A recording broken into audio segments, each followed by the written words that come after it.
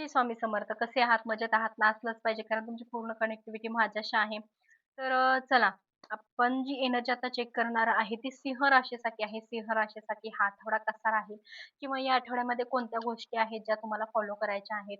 किंवा कोणत्या गोष्टी ज्या आहेत त्या तुम्हाला करायच्या नाहीत. तर आपण आपल्या विषयाकडे बोलूयात. मी जास्त वेळ तुमचा घेणार नाही.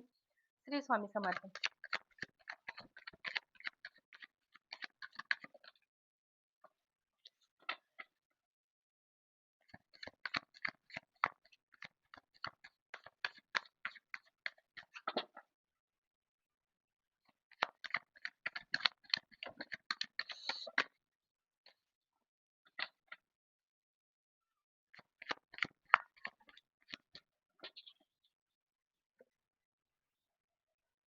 सिंह राशीसाठी हा आठवडा कसा आहे?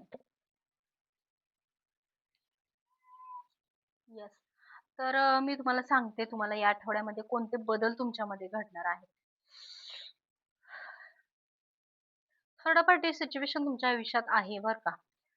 स्ट्रॉंग आहे जेणेकरून देणं-घेण्यामुळे तुमच्यामध्ये प्रॉब्लेम सुरू झाले असतील किंवा होत असतील. ह्या सगळ्या गोष्टी तुमच्या म्हणजे रिअल लाईफमध्ये सुद्धा होतायत, घडतायत. थर्ड पार्टी सिच्युएशनमुळे तुमच्यामध्ये लग्न जमत नसेल किंवा लग्न होत नसेल, तुम्हाला लग्न करायचं नसेल, ज्या त्या व्यक्तीसोबतच तुम्हाला लग्न करायचं आहे.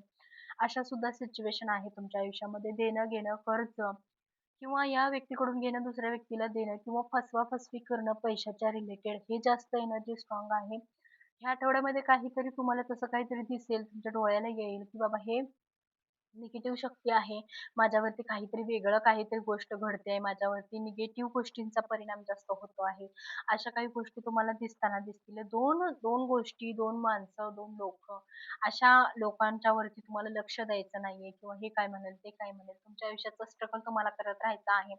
जेणेकरून आयुष्यात ग्रोथ चांगली व्हावी, चांगल्या गोष्टी तुमच्यामध्ये क्रिएट व्हाव्यात. भविष्यात जाऊन काहीतरी सेटलमेंट व्हावी.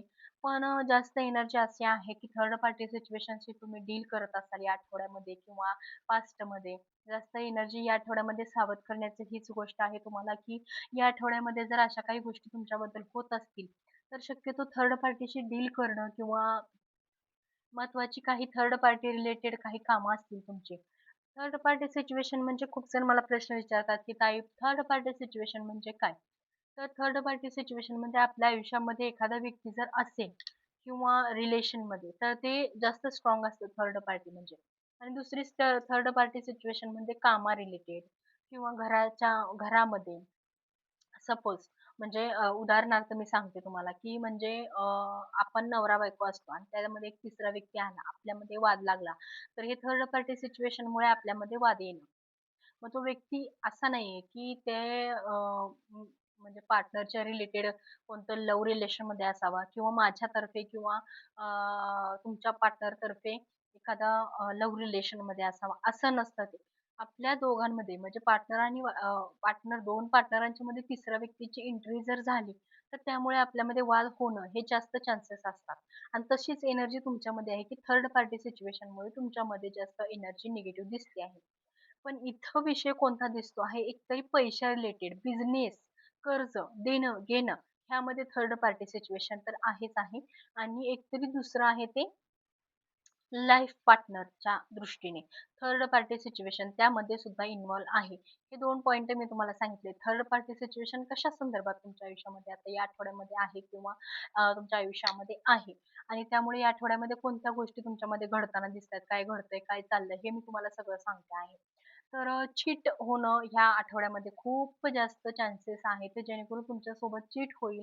तुम्ही फसले जाल किंवा चोरी होईल किंवा खोटी कागदपत्र देऊन तुमच्यावरती कोणता तर ब्लेम लागू शकतो.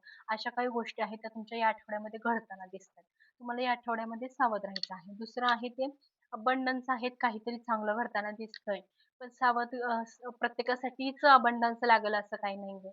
आठवड्याच्या शेवटी 9व्या दिवशी किंवा 8व्या 7व्या दिवशी या अबंडन्सचा जास्त प्रमाणात किंवा थोड्या प्रमाणात किंवा काहीतरी मिळतंय, काहीतरी सेलिब्रेशन आहे आयुष्यामध्ये, नोकरी लागते किंवा प्रमोशन होतंय किंवा फॅमिलीमध्ये एखादी चांगली गुड न्यूज मिळालेली असावी. ह्या सगळ्या गोष्टी तुमच्यामध्ये क्रिएट होताना दिसत आहेत. एनर्जी खूप छान आहे, पण ते समजून घेणं आणि त्याच्यावरती कार्य करणं हे पण तितकंच गरजेचं आहे. जेणेकरून आपल्या लाईफमधल्या काही गोष्टी ज्या निगेटिव्ह होणार आहेत त्या थांबतील आणि त्यामध्ये पॉझिटिव्ह आपण काहीतरी बदल करून आपल्या आयुष्यामध्ये ग्रोथ करू शकेल. तर कवड्यांवरती आपण बघूयात आता, की कवड्यांवरती तुमची एनर्जी काय निघत आहे. श्री स्वामी समर्थ. अवधूत चिंतन श्री गुरुदेव दत्त.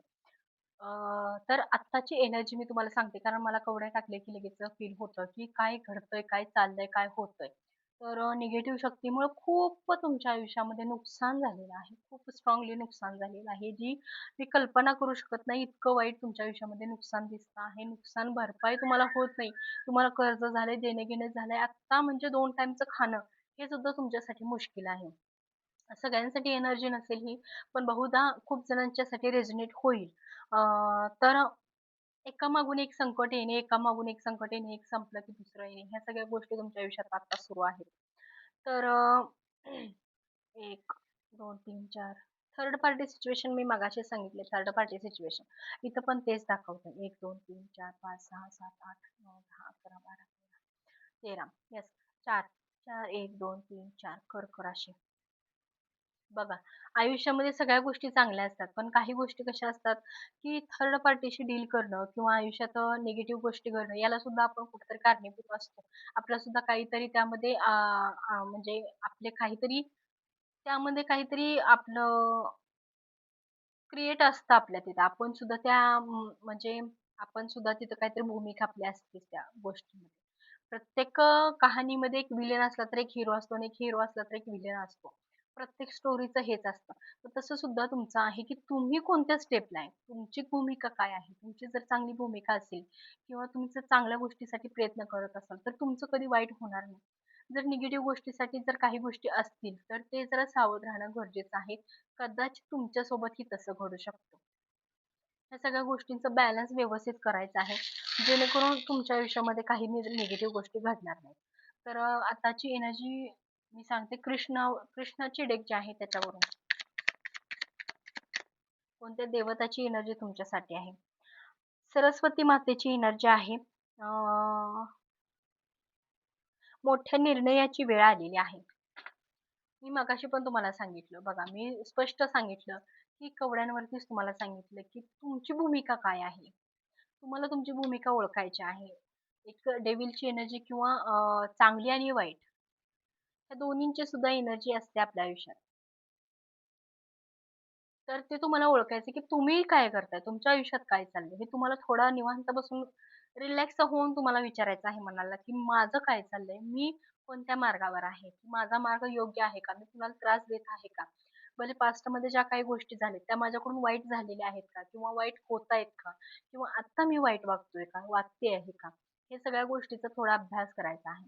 आणि ह्या आठवड्यामध्ये अशा काही गोष्टी घडतील, अशा काही गोष्टी घडतील जेणेकरून हा विचार करायला तुम्हाला वेळच भाग पाडणार आहे. जेणेकरून हा विचार तुमच्या मनात अचानकपणे येईल. तर येणारी आता जी पौर्णिमा आहे, आता जी येणारी आहे ती पौर्णिमा आहे त्याचा संकेत तुम्हाला काय आहे? किंवा कोणत्या गोष्टी पॉझिटिव्ह, निगेटिव्ह कोणत्या गोष्टी तुमच्या आयुष्यात घडणार आहेत, हे आपण चेक करणार आहोत.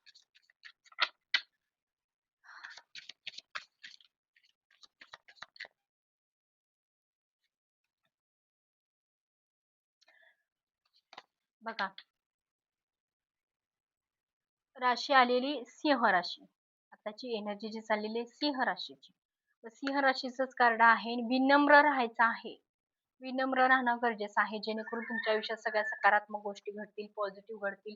हेच तुम्हाला सांगण्याचा प्रयत्न आहे, की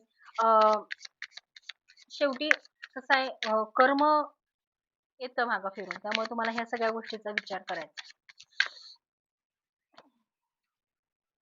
बालिशपणा सोडायचा आहे. बालिशपणामध्ये थोडंसं नियंत्रण ठेवायचं आहे, जेणेकरून तुमच्यामध्ये काहीतरी पॉझिटिव्ह घडेल, चांगलं घडेल. बालिशपणाचा विचार सोडून द्यायचा आहे. चांगला एक सकारात्मक विचार तुमच्यामध्ये यावा. पॉझिटिव्ह. तर आताची जी एनर्जी आहे ती कधी चेंज होईल, कधी बदलेल, त्याचा कालावधी काय आहे? वेळ चांगली होईल तेव्हा. सगळं तुमच्यावरती डिपेंड होणं आहे.